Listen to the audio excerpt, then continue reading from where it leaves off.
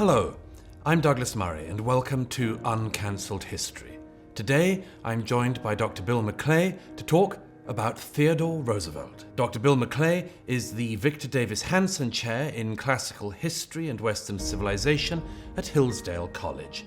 His books include The Masterless, Self and Society in Modern America, The Student's Guide to U.S. History, and Land of Hope, an invitation to the great American story.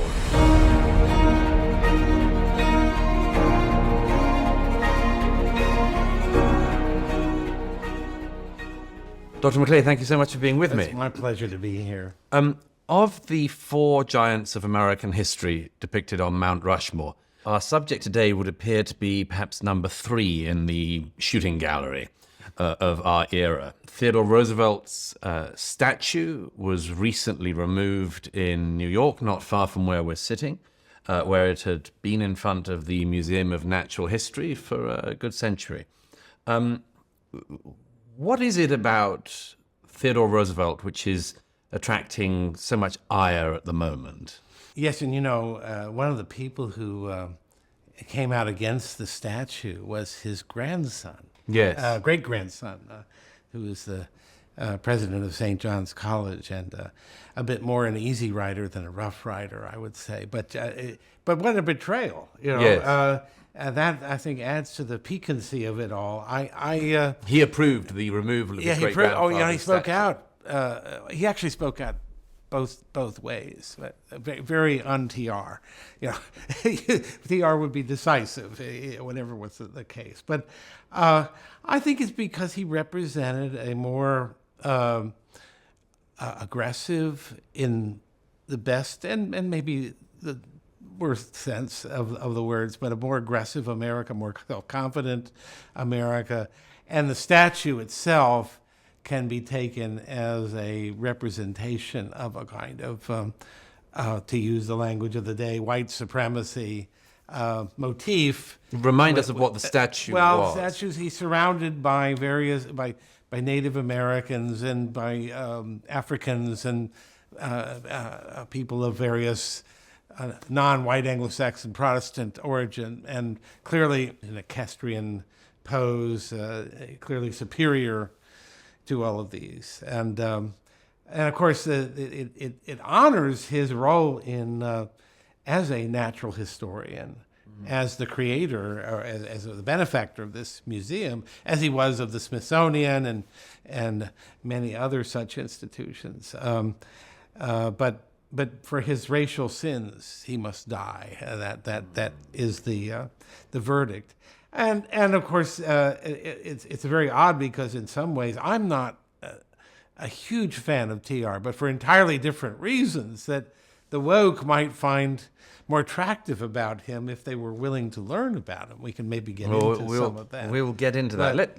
Let's start at the beginning, though. But his racial sins are the casus belli for his defenestration. We will get into that, most certainly. Let's start at the beginning. Roosevelt was born in New York to a rather privileged upbringing for the day. Yes, a patrician family, I think we would call them, not fabulously wealthy, but very comfortably wealthy.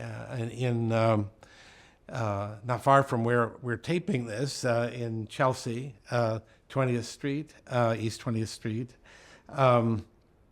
He was very much a New Yorker, although an important part of his experience was his time in the West. And in many ways, he represents that part of America very well, too. He was a New Yorker, involved in New York politics, governor of New York. He did quite a bit in this state, in the Empire State. He's sort of as an imperial guy, and he wanted to have the United States to have an imperial role in the world. He was not at all bashful about that. He wasn't bashful about the ways in which that role might conflict with certain other commitments, as in the Declaration of Independence, for example, to the idea that the government is legitimate only when it's grounded in the consent of the governed, which is not a guiding principle of imperialism. He's all over the map in all kinds of interesting ways. I want to tell you, this seems like a good moment to mention this, that I years ago when I was a graduate student, my graduate advisor, a man named Kenneth Lynn, we became very good friends and were until his death. And I met a lot of very interesting people at his house, one of whom was Edmund Morris, actually Kenyan. He's British, but Kenyan born and raised historian who sort of notorious for his odd biography of Ronald Reagan. But he wrote a wonderful biography of TR. And we had lunch with him at Kenneth's house. And I asked him why he chose Theodore Roosevelt as his subject. And he said, oh, it's very simple. Theodore Roosevelt is America. He is America. He's America in all of its greatness, in all of its flaws, in all of its energy, in all of its cupidity and fecklessness. It's all there. And that's stuck in my mind as I don't know that it's entirely accurate, but it's a good starting point for thinking about why he fascinates us, why he's such a endlessly interesting topic of conversation. And there's a wonderful saying. I get some of these off my chest here early on. His daughter Alice, a notorious Washington sort of gossip and backstairs operator, said, my father, I may not get this quote exactly right, but my father always wanted to be, this is after he's gone, my father always wanted to be the corpse at every funeral, the bride at every wedding, and the baby at every christening. In other words, he wanted to be the center of attention. And he was from fairly early on. Yes. Let's trace some of his life trajectory. So he's born and brought up in New York, fairly bourgeois upbringing for the day. What happens Yes. next? How does he start his meteoric version of the American story? Well, I want to talk about his childhood. We have to do that because a part of his story is his overcoming of his physical defects, as he might have said. His asthma, he was terribly asthmatic, but that wasn't all. He had headaches, stomach cramps, all sorts of ailments. He determined and put himself upon a program of personal improvement. His father built a gym for him, gymnasium, and so he put himself through a rigorous conditioning program to overcome these physical defects, and he managed to do it. He made himself into a legendarily robust individual whose very presence, communicated a kind of masculine overflow of energy. Although he had a squeaky voice, that's an odd thing about him. He's fortunate he didn't grow up in the television age because the squeaky voice was not quite commensurate with these other qualities. But this saga, this legend of TR as a self-overcoming youth is a very important part of his story. It's an important part of his story for him and for us. It's and reminiscent of other American stories, reminiscent of Lincoln's upbringing and yes, others. and also that program of study. It's a theme that runs through. It's in Benjamin Franklin, this autobiography.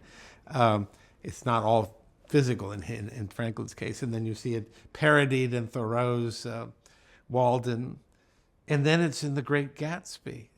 Jay Gatsby turns out to have early in his life gone on a self-improvement program. So it's part of the American sort of self-made man myth, if you will. I don't like that word myth, but because it implies falsehood, and it's not. It's a sort of energizing story. So he starts to become a self-made man in a way. Yeah.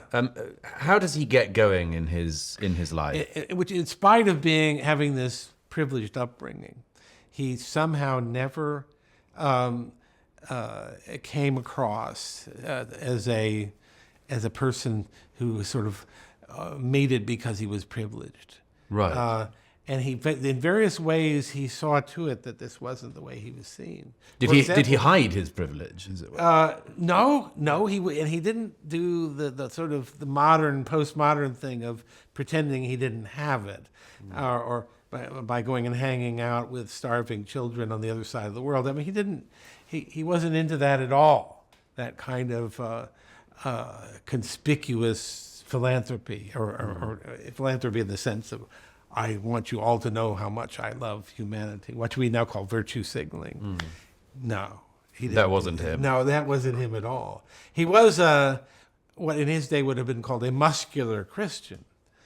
And you have this in Britain, too. It's actually where the term originates, I believe. But he was very much of that school of thought, so that, and this ends up influencing the way he sees America's role in the world as a actively Christianizing force. In an almost Kipling-like way. There are a lot of Kipling-like qualities about TR, I think. So after that, he that self-development, that physical culture phase, he goes off to Harvard, which is not really quite in a way, Harvard's more privileged now than it was then, in a way. It certainly wasn't as distinguished an educational institution. He distinguished himself he was an okay student, but he pursued he was an ornithologist. He actually did scientific ornithology studies. And he started writing a book when he was an undergraduate about the naval aspects of the War of 1812, which was then published when I think he was maybe 23 or 24. It's still in print today. It's still referenced by naval historians. It hasn't really been much improved upon. The quality of the research was extraordinary for a man in his early 20s who was not being sort of guided. He just sort of went into, he assumed he could go into the U.S. Navy archives and root around and make sense of it, and that's what he did. So there was always this aspect. In this way, he maybe resembles a little bit Churchill, that people forget about Churchill, how much of a journalist he was, and how much of his income over his lifespan came from his books. Some of this is true with TR, too. I mean, he's a writer. Books like The Winning of the West were important for financial reasons. He was something of an intellectual. I'm almost hesitate to say that, because he wasn't an intellectual in the Greenwich Village sense of the term, or an academic. But he wouldn't have necessarily wanted to have been thought of in those terms. Certainly not. Certainly not. That would be being an egghead, or some similarly derogatory term. So how does he avoid being an egghead? He avoids being an egghead by being a man of action, by talking that way, and to some extent living up to that. One of his good friends was Henry Adams, the great grandson of the second president, Henry Adams, notoriously sort of dyspeptic observer of Gilded Age American life. But he really admired Theodore Roosevelt, and one of his, I think it's in the Education, somewhere in his writings, he says that Theodore Roosevelt was pure act. And he didn't mean act in the theatrical sense. He meant act in the energia, sense of Aristotle's sense of action. He was a man of activity. When he was vice president, briefly, under McKinley, that was the most terrible kind of his life, because he had nothing to do. And there were no duties, and nobody particularly wanted him to do anything, because he was seen as a sort of wild man, and not without reason, I guess. But he had to be doing something. He was 42 years old when he was elected president of the United States, and he had already, I could try to create a list of all the things that he did. The New York Assemblyman, police commissioner, and he went out and walked the streets. This is not your typical patrician behavior. He went out and walked the streets at night, trying to find out about corrupt cops and clean up the police force. There's a strong reformist, moralistic, mugwumpish, to use a term of the time, element in TR. A strong sort of Protestant uplift, cultural uplift dimension to him. He is what at that time was called, with a capital P, a progressive. He fits into the American progressive movement, which if maybe I could jump back a little bit and be the history professor and say, that what we call the progressive movement is basically the period between the Spanish-American War, 1898, and the American entry into the First World War, 1917. So, a couple of decades of intense reform energy in the land. This all comes out of a sort of the perceived need to redress the upheaval and imbalances of American life brought about by industrialization, urbanization, massive immigration, all these things at once. And so TR was part of that. Woodrow Wilson was part of it, even though they were politically antagonists. Robert La Follette, there were a lot of other progressive politicians, but those two, TR and Wilson, made it into the presidency. And much of the impulse behind progressivism was to sort of bring back from the chaos, seeming chaos, of a modern industrial society that had broken down all of the old institutions, the sort of face-to-face institutions of a pre-industrial life, to bring back some measure of moral order. So there's a strong moralism about the progressives, all of them, or nearly all of them, certainly all of them who were prominent in politics. So that's true of Roosevelt. He comes into office once he's president, talking about what he called a square deal, which was a sort of mutually respectful relationship between labor and capital, which had not been typical of the Republican Party up to that point. Now, we'll get to his arrival in office in a moment, but let's just go back one step again, which is, you mentioned the Spanish-American War. Yeah. Of course, this is part of where Roosevelt makes his name, isn't it? This is where the man of action emerges. Yes. Now, before this, he is... So he's left Harvard. He left Harvard. He has a political career in New York. He goes out to the Dakota Territory at one point, because he has this terrible tragedy where both his mother and his wife die on the same day, and he's devastated by this. And one of the ways he reacts to it is to just get out of Gotham and go to the West, which is a very wild place. And he starts running a ranch and develops a real affection for that part of the country. This is where he begins to also think about what will become a great theme later on: conservation of natural resources, creation of the national park system, setting aside millions of acres of land under federal control. Again, that's a mixed blessing we could talk about later. But then he comes back, and he is eventually finds himself Assistant Secretary of the Navy. And in that position, he uses that position to build up the Navy.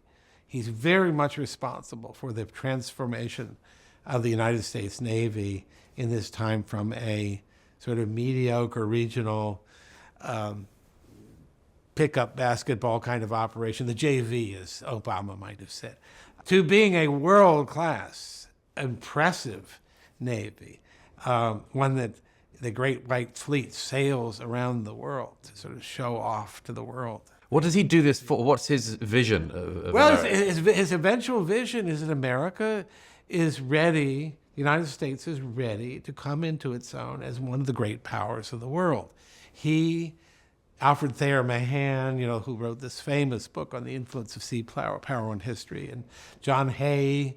There's a whole group of Lodge. There's a whole group of these, and they are called imperialists who saw the next step for America was overseas. We had closed the frontier.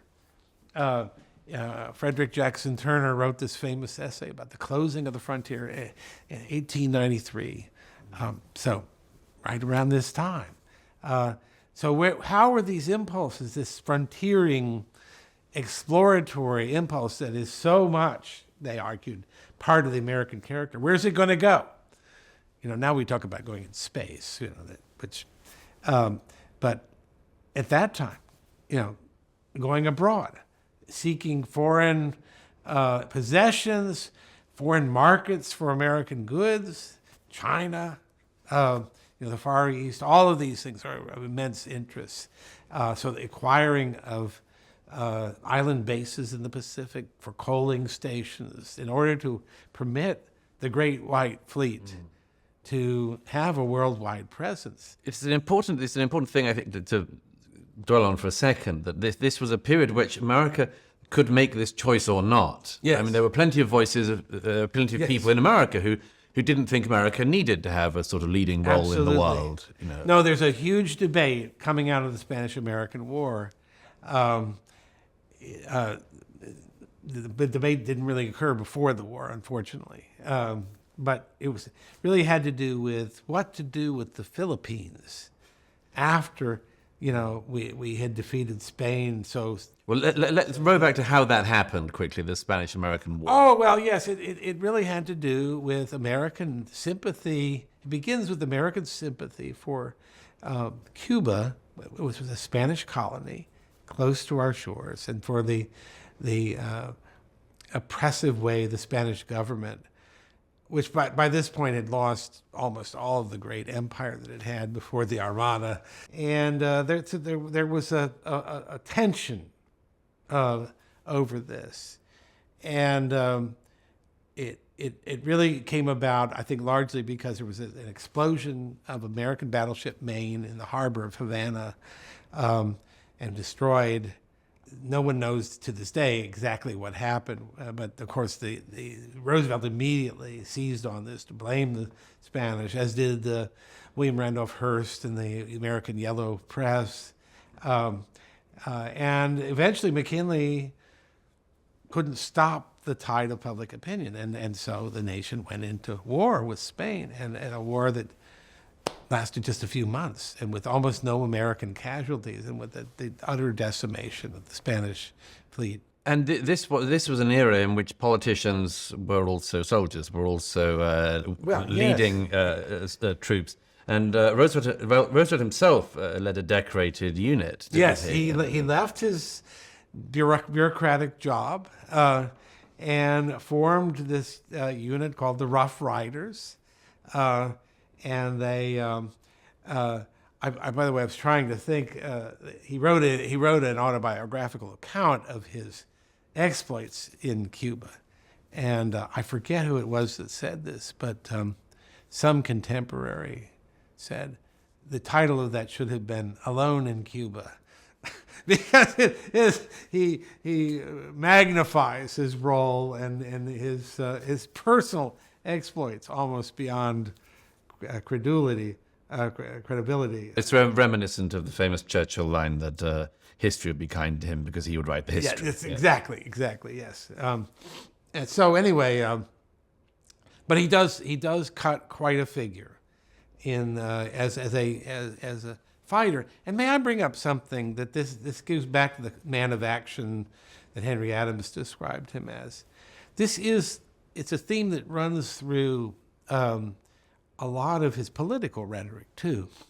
He has a a famous speech, and I think it's a wonderful speech, about where he praises what he calls the man in the arena. And this gets back to your point about he would not have been wanted to call an intellectual, somebody who sits on the sidelines and says, well, these policies are all wrong. The war in Afghanistan should have been done this way rather than that way. And sort of, meanwhile, just sitting in one's Lower East Side apartment or wherever it is we are, and not venturing forth with any kind of action on behalf of what one believes in. He reviled that sort of thing. So the man in the arena he's the person who's taking the arrows. He's the one who is in a manly way, and he was not at all reticent about using that word manly. A manly way will invest their blood, sweat, and tears. I sound again like him, but in the cause in which he believes, put something behind his words. So this all sort of, So he creates the image of himself very successfully, doesn't he? I mean, through the Spanish-American War and afterwards, he creates this image of himself as this sort of heroic American figure. Yeah. How does he then use that to reach the highest offices in the land? He got himself placed on the ticket with McKinley when McKinley runs for re-election. In which years? In 1900.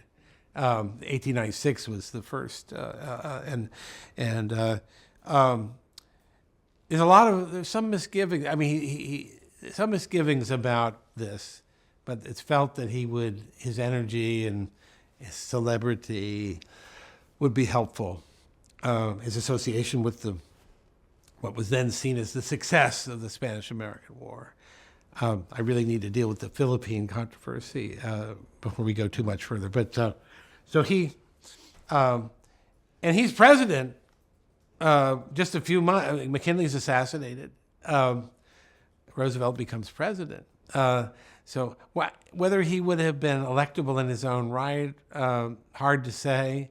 But once he occupies the office, he fills it to fairly well. And may I point out that it's an interesting point about American history that from the time of Lincoln's presidency, Lincoln's assassination, and then we go through a long period from 1865 on of weak presidencies. And there are various reasons for this. A big part of it is the failure of Lincoln's successor, Andrew Johnson, to take control of Reconstruction. The Congress takes it away from him and does it their own way.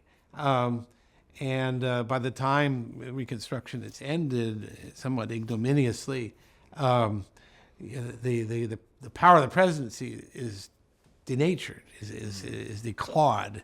And it's not really until McKinley begins a process of rebuilding the presidency, but it's really with TR. You could argue that between Lincoln and TR, there are no powerful, charismatic, important American presidents. TR comes bursting on the scene as a complete change of tone. And he wants to do all kinds of things. He has a philosophy of government that is activist. He wants to address problems of interstate commerce. He wants to use the Sherman Antitrust Act and other instruments to not necessarily to break up trusts. That's a myth about him. He was more interested in bringing them in under the aegis of a kind of government control. Big business, he thought, trying to break up big business was to sort of stand athwart the energies of history. He didn't want to do that. He thought large combinations made sense. But the thing to do was to regulate them and find ways to regulate them. The best way to regulate them was through what he called gentlemen's agreements. We'd all go out on the Sequoia, in the Potomac River and talk things over. We bigwigs, J.P. Morgan over here, and this banker over here, and this industrialist over here, and we in a labor union organizer. We work things out as gentlemen.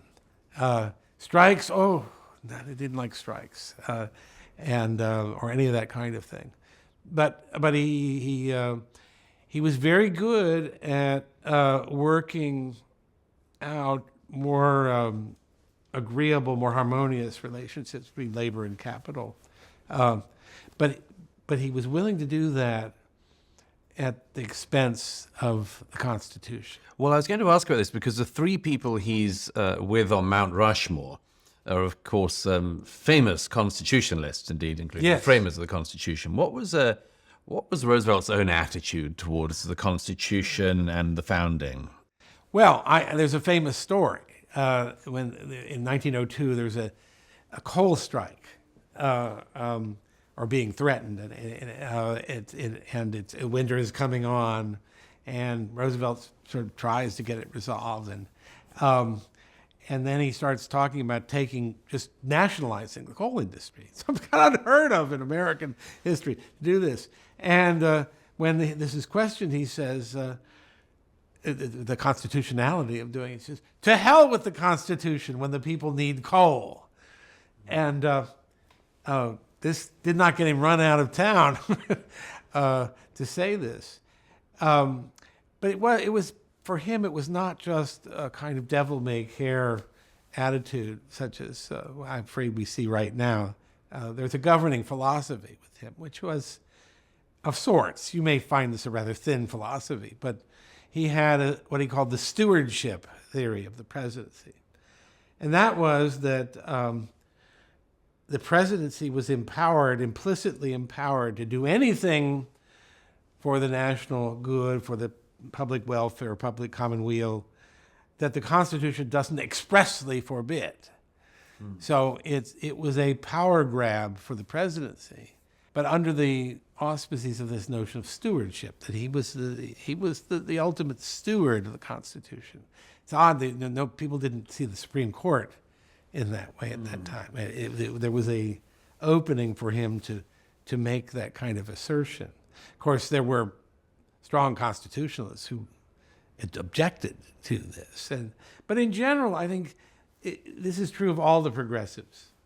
There was a feeling the Constitution was a great sort of late 18th century compromise document that kind of got us through the initial stages of national unification.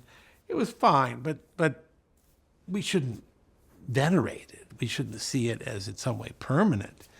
And by the way, Jefferson himself talked this way about the Constitution. Jefferson wasn't part of the Constitution. He was abroad, having a good time in the capitals of Europe. But it's an uncharitable description of Jefferson. Maybe I'm a little bit of an animus to Jefferson, but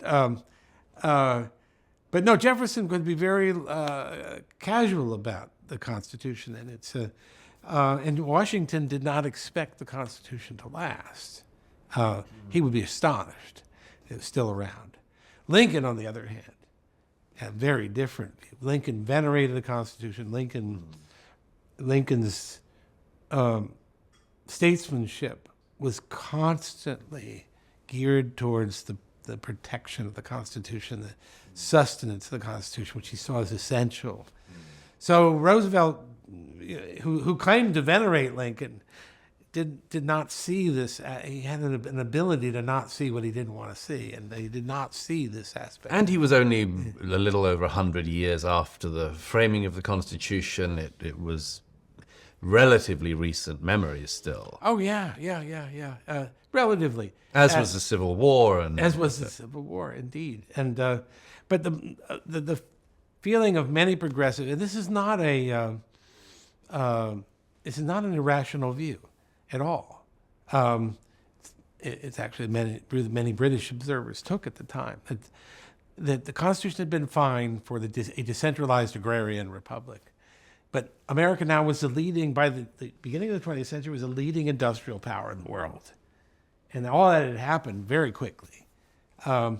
But in big cities, there was no sort of vision of an urban life animating the period of the founding. It's an astonishing transformation. And the argument is not crazy that, well, we need different kinds of institutions.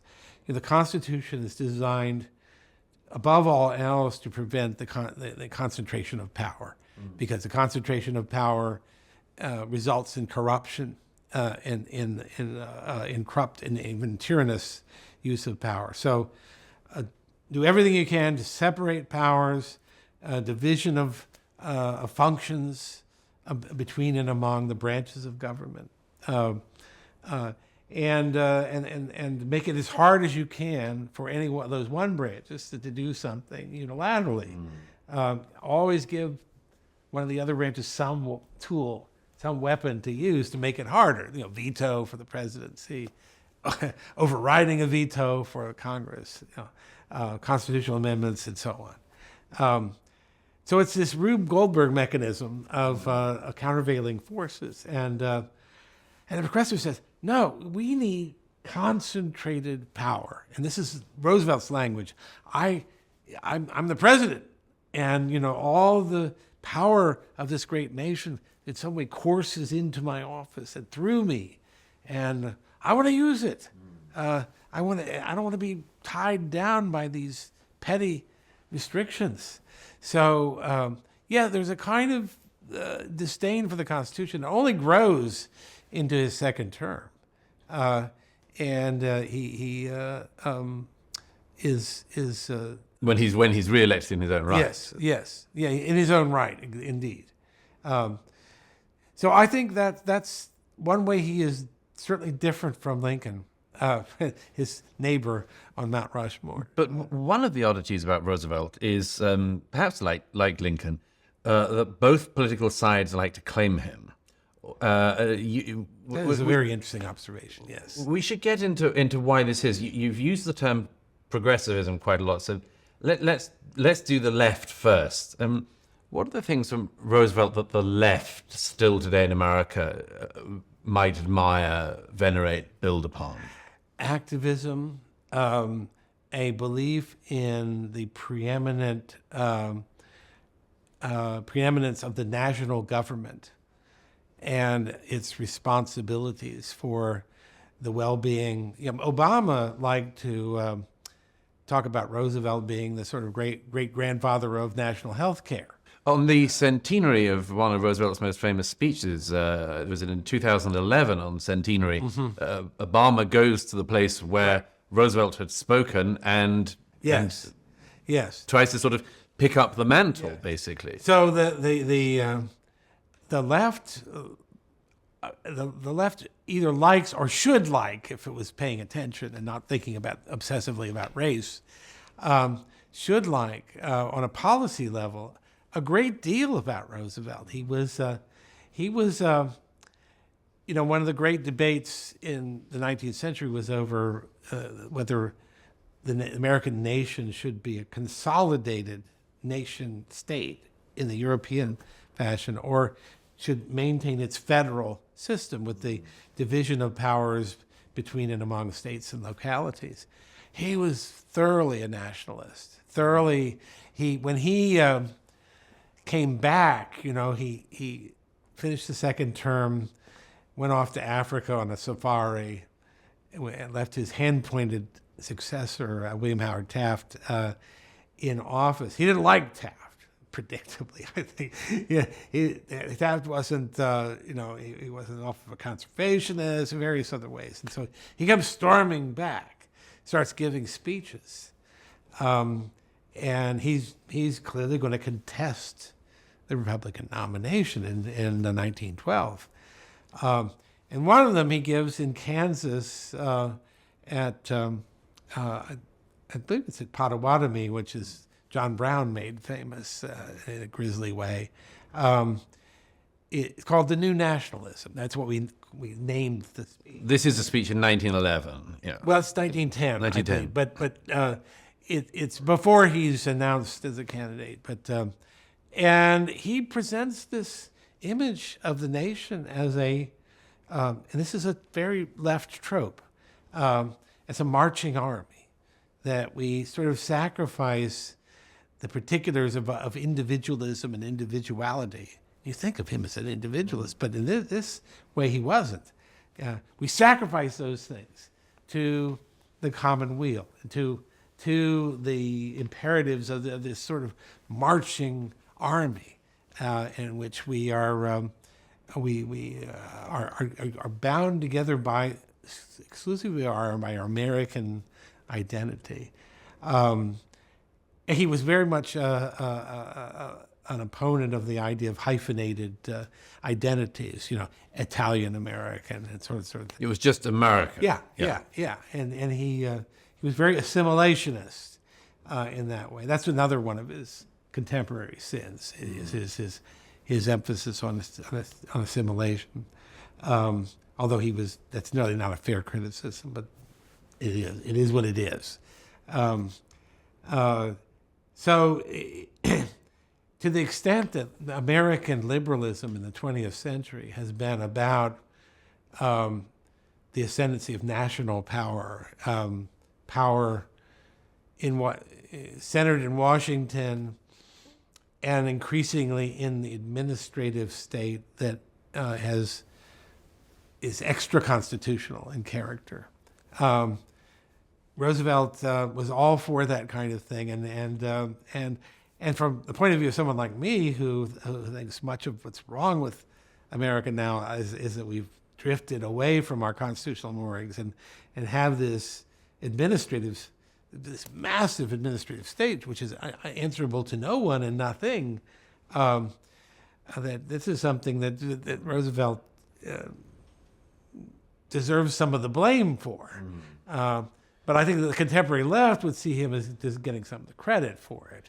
Now Roosevelt broke from the Republican Party over the new nationalism. Let's use that to sort of look at the other side of the equation, the bits of the contemporary right that also claim Roosevelt. Number of prominent Republicans, Marco Rubio, John McCain, and Josh Hawley, who's even written a biography of Roosevelt, Republican senator. These people also looked to Roosevelt. So what is it in the modern right what do they take from him? I think that there's a vivid and unabashed patriotism, unapologetic patriotism, and a belief in America as having some kind of mission to the world, and that the use of American power in the world is a good thing. That America stands for good things. I mean, this is something the left is very reluctant to sort of go that far. Not so much so the right. I mean, they're not reluctant at all. I'm not sure that, I don't want to speak out of school here, but I'm not sure that a fellow like Hawley, I know he did write, when he was clerking for a Supreme Court justice, I forget which one, wrote this book on Roosevelt. I'm not sure that he fully grasps how antagonistic Roosevelt was to the existing constitutional structure, the Constitution as it was framed, as it was designed, with its programmatic separation of powers and division of functions between various branches of government. McCain was a military man who, from a military family. I mean, he was the son of an admiral, a nephew of an admiral. I mean, admirals, admirals out the kazoo in that family. And there's a different kind of relationship to the country that one has when one has that status within the order of things. You tend to think more in terms of the nation and less in terms of the specific perquisites of localities. Now, there used to be in the Democratic Party long ago a sort of localist, especially in the South, a localist contingent, but that has largely been, to the extent it exists at all anywhere, the property of Republicans, and so there would be some. But there's not much to console them in Theodore Roosevelt. He simply didn't have that kind of sense of the land. He did have a great sense of the land, of the sort of magnificence of the West, of the monuments and canyons and mountains and other spectacles of the American landscape, and the need to preserve them, a sense of the relationship of civilization and wilderness. This is actually an interesting theme in him, and in many of the people of his milieu. That's this sort of sense that, the mistake that Europe had made, it had become too civilized, and that America had the chance to be a kind of a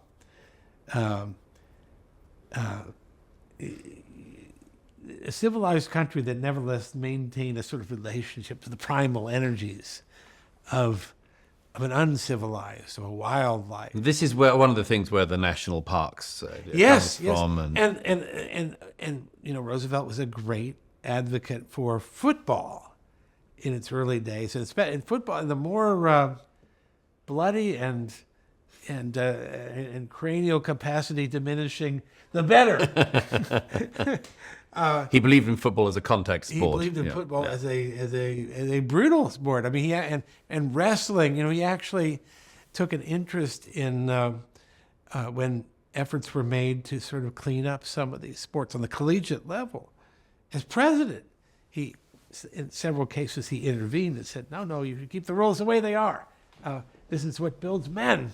Is this kind of strenuous life." It's another one of his famous phrases from an essay he did, the strenuous life. One wanted to constantly be testing the limits, testing oneself.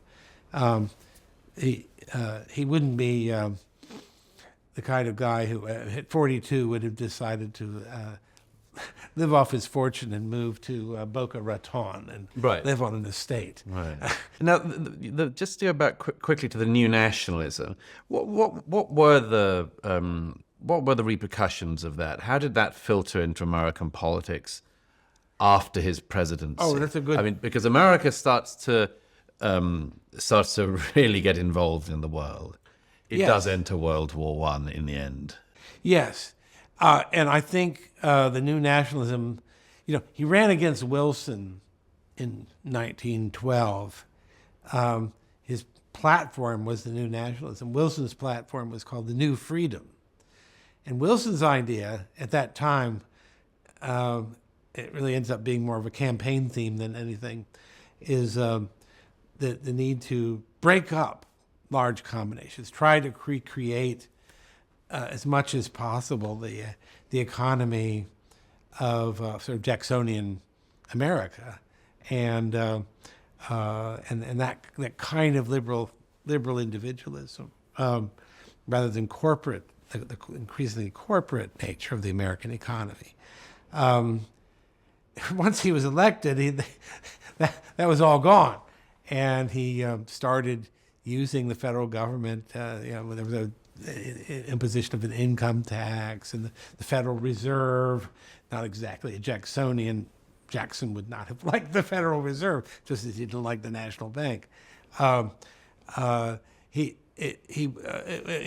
flurry of activity on his part, using the power of the national government to reorder American life. And that's something that I think he and others had in common. But back to your question about the new nationalism and that idea, I mean, it basically wins out even in Wilson's presidency. He doesn't call it that, but he's doing the policies that Roosevelt would have approved of had he been disinterested, politically disinterested.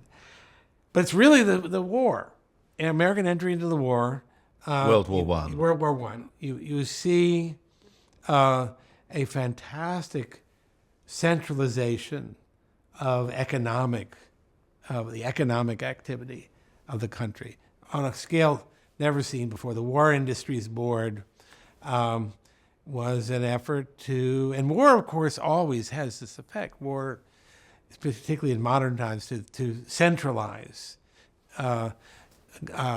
activity, to strengthen the hand of the central government, always.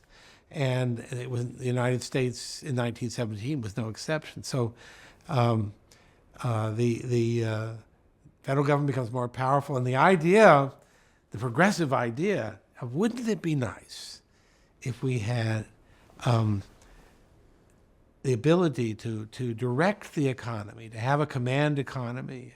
I mean, it's really a sort of Fabian socialist ideal, but on American shores, expressed in American terms, use all this intelligence that we're developing in our universities about the science of government, because after all, government can be a science like everything else. Of course, everything can be studied scientifically. So why not? Wouldn't it be great if we could have sort of at the top of the pyramid of governance, you have these intellectuals who are versed in the science of government, and down from them come the edicts and policies and directives that lead to a perfectly regulated, organized, efficient, and just economic system. That's the progressive vision across the board, the new nationalist vision. And it triumphs for a time in the First World War. Not that it's especially effective. And of course, we have a go-round with that in the Depression. Franklin Roosevelt tries some very new nationalist ideas, the National Recovery Administration. It's a complete flop because we needed Friedrich Hayek to explain this to us, but there's simply no way that top-down regulation can do as good a job of adjusting the economy as the price mechanism. This was something utterly alien to the thinking of American progressives. You mentioned, of course, the antagonism between Roosevelt and Wilson. In recent years, they've actually, of course, been united in a way and similarly mistreated posthumously. Right. Woodrow Wilson's name is, of course, now taken off his old school, his alma mater, and that's for his views on race. What do we know about Roosevelt's views on race, and what would we think of them today? Well, those are two different questions, of course. But I mean, almost anybody from that time, we and I don't mean necessarily you and me, but the general tenor of public opinion would be sort of, well, that's not very enlightened of you, is it? But Roosevelt was actually quite advanced for his time. He doesn't get a lot of credit for this, but he, one of the famous things he did, and this doesn't sound like a big deal, but it was, and he invited Booker T. Washington to the White House as an honored guest. As a Republican, he didn't have the problem that Democrats did of having to please their Southern contingent. The Republican Party had no real standing or power in the South at this time. But still, it was a bold move on his part to give that kind of recognition to one of the leading African American intellects and social and political leaders. One who also gets little respect these days. Booker T. Washington was an amazing man, and he's treated very, very badly, I think, because of his meliorist and accommodationist views about what would really bring about black progress in America. He was a gradualist. He was a gradualist, yeah.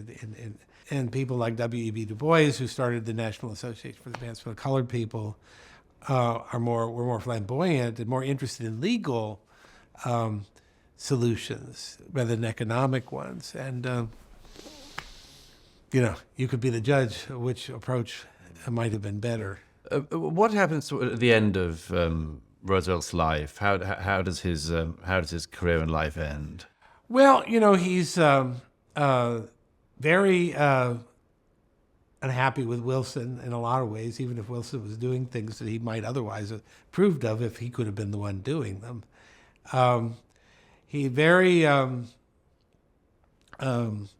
impatient for Wilson to get involved in the First World War, and that's a great concern of his. And of course,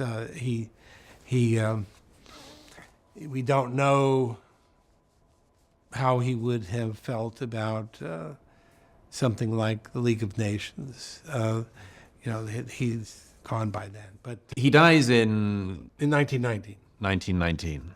What today, looking back, I mean, you mentioned at the beginning the main sin, as it were, of Roosevelt seems to be, in the eyes of the modern era, the race issue, and the particular depiction of this one statue that used to stand in New York. In a way, as we're speaking, I'm struck by the fact that he also seems to run against so many other just contemporary stances on things. Your description of his attitudes towards masculinity, towards ambition, both personal and national, his sort of thrustingness, all of these things, they're not popular modern attributes. They are very much of the time, the Kipling-esque, as you say, sort of man of action who throws himself into the world, but they're not things that our age venerates in the same way, are they? Is that one of the reasons why his reputation's shifted? And by the way, it may be one of the reasons why he's liked on the right, because on the modern right, on the modern right, and maybe not all of it, but it's a surprising degree. People are willing to overlook his bad, from a right-wing point of view, bad policies, and for the sake of his vigor. And I would add to your list that he's a strong natalist. That is, he thought women ought to be about the business of making babies. And that's not a popular getting on with it. He was quite unabashed about that. He wanted women to have babies. Yeah. And he wanted the government to have a role in encouraging that, which again is sort of surprising. His views were a little bit like views you might see in Sweden or other European countries today, and not terribly effective, I might add, but still, in government having a direct role in encouraging couples to have children and to have families of the largest size possible. So in a way, I mean, as we reflect on him, Roosevelt was, like everybody else, a man of his time, and he had some views that were of his time, he had some attitudes of his time, and much more. But he did also have these very forward-looking ideas, which, as we've said, both left and right have tried to claim parts of. So when we look back at Roosevelt, I mean, he's an important figure to be able to still consider, to study, to look at, to see memorials too. I agree completely, and I have two thoughts about that. One is that I think I am very much opposed to canceling anybody of prominence in American history, in any history. I'll tell you quickly a story about going to the Opera House in Rome for the first time, and my wife and I got there early, and we were sort of sitting in our seats looking around. I look up at the ceiling, and there's a sort of medallion above the stage that states that honors Mussolini as the person who had who was responsible for the building. And I was shocked.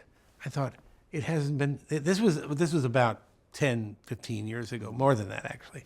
And we weren't into the sort of cancel culture mania of the today, but still at the time I thought, that's still there.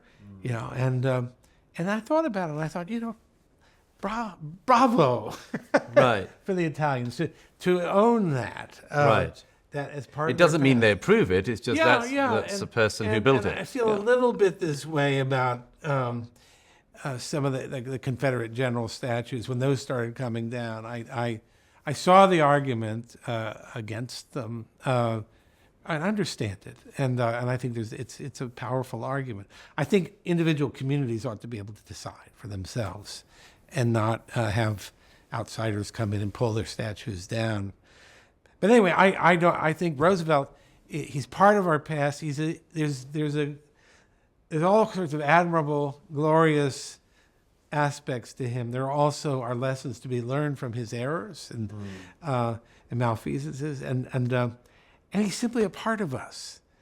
I mean, I see history this way, that to learn about the American past is to learn about something that's a part of you, ineluctably. So you don't want to cut that off. But the second thing I wanted to say is you never know what's going to be useful in the future. I mean, in a way, history can be a little bit like an attic that, you know, you put things up there, you forget about them, they gather dust.